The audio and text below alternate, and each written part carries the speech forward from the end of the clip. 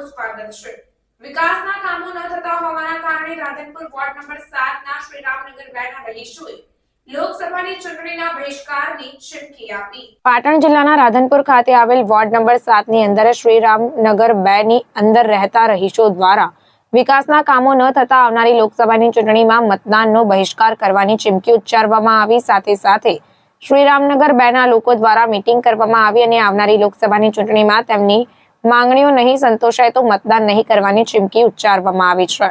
આ પ્રસંગે લોકસેવક અને રાધનપુર શહેર મહિલા કોંગ્રેસના પ્રમુખ જ્યોતિબેન જોશી પણ ઉપસ્થિત રહ્યા હતા। આવનારી લોકસભાની ચૂંટણી પહેલા શ્રીરામનગર 2 ના રહીશોની માંગણીઓ નહીં સંતોષવામાં આવે તો કોઈ પણ રાજકીય પક્ષોએ શ્રીરામનગર 2 ની અંદર મત માંગવા આવવું નહીં અને ચૂંટણીનો તેઓ બહિષ્કાર કરશે। તેની સાથે લોકોમાં રોષ પણ જોવા મળ્યો હતો। ગટરની સમસ્યાઓ, વીજળી ડીમ આવવાની સમસ્યાઓ, સફાઈની સમસ્યાઓ, રોડ રસ્તા સહિતની ગટરની સમસ્યાઓ બનતી હોય છે, તેના કારણે ગંદકી થતી હોય છે। આ તમામ માંગણીઓ નહીં સંતોષવામાં આવે તો રાધનપુર શ્રીરામનગર 2 ના રહીશો દ્વારા મીટિંગ કરી આવનારી લોકસભાની ચૂંટણીની અંદર ચૂંટણીનો બહિષ્કાર કરવામાં આવશે તેવો નિર્ણય લેવામાં આવ્યો। રહીશો દ્વારા તમામ લોકો ઉપસ્થિત રહ્યા હતા અને એકી સાથે એકી અવાજે આવનારી લોકસભાની ચૂંટણી પહેલા વિકાસના કામો ન થાય તો તેમની માંગણીઓ પૂરી ન થાય તો મતદાન નહીં કરવાનો નિર્ણય લેવામાં આવ્યો છે। આ પ્રસંગે રાધનપુર શહેર મહિલા કોંગ્રેસ પ્રમુખ જ્યોતિબેન જોશી અને અન્ય મહાનુભાવોની ઉપસ્થિતિમાં રહીશો દ્વારા નિર્ણય કરવામાં આવ્યો। રામનગર 2 નો વિકાસ નહીં થાય તો અમે ચૂંટણીનો બહિષ્કાર કરશું। એમાં ગટર, પાણી, રોડ, બરોબર, લાઇટ, આ બધો વિકાસ કરવામાં આવશે તો અમે કોઈ પણ રાજકીય પાર્ટી આવશે તો અમે સહયોગ આલશે। જો અમારા આ વિકાસ નહીં કરે તો કોઈ પણ પાર્ટીમાં બેસીને ચૂંટણીનો બહિષ્કાર કરશું।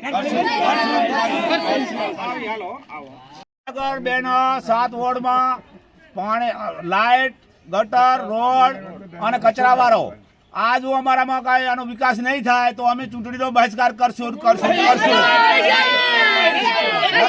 અમારું આ સુવિધા ચૂંટણી પહેલા થઈ જાય છે તો અમે જેમ તમે કહેશો એમ કરશું। બરોબર નો સાહેબ, આ 25 વર્ષ સોસાયટી બની છે, આમાં એટલા હેરાન છે। આ છેલ્લી સોસાયટી આ બાજુથી ગણાવતરીમાં આવે છે અને સાહેબ આટલું નમસ્કાર છે તમને, આટલું કામ કરી આલો।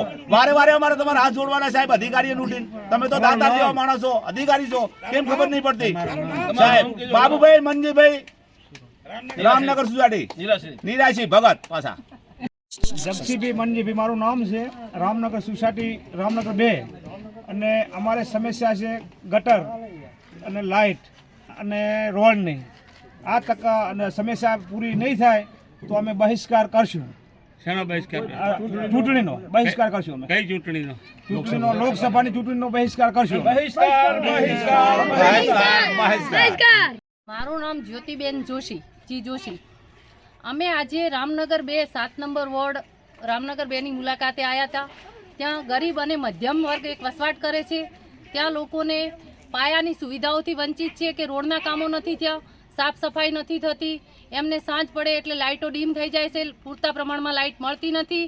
અને આવનારી લોકસભા ચૂંટણી આવી રહી છે અને આ લોકોને મળવાથી લોકોનું કહેવું એવું થાય છે કે અમને જો ચૂંટણી પહેલાં પાયાની સુવિધાઓથી વંચિત રાખવામાં આવશે તો અમે સંપૂર્ણપણે લોકસભાની ચૂંટણીમાં મતદાનનો બહિષ્કાર કરીશું। ચાહે ભાજપ હોય કે ચાહે કોંગ્રેસ હોય, કોઈ લોકોને અહીંયા આ લોકોનો કામ થાય નહીં ત્યાં સુધી એ લોકોને અહીંયા આવવું નહીં વોટ માંગવા। પહેલાં એમને સુવિધાઓ આપી અને પછી એમના મુલાકાતે આવવું। અને હવે ગણતરીના દિવસોમાં જ લોકસભા આવી રહી છે, જ્યારે અત્યારે 7 નંબર વોર્ડમાં માનો કે મસાલી રોડ ઉપર કામો થઈ રહ્યા છે તો એનાય મસાલી રોડ અને 7 નંબર વોર્ડમાં રામનગર 2 પણ આવે છે।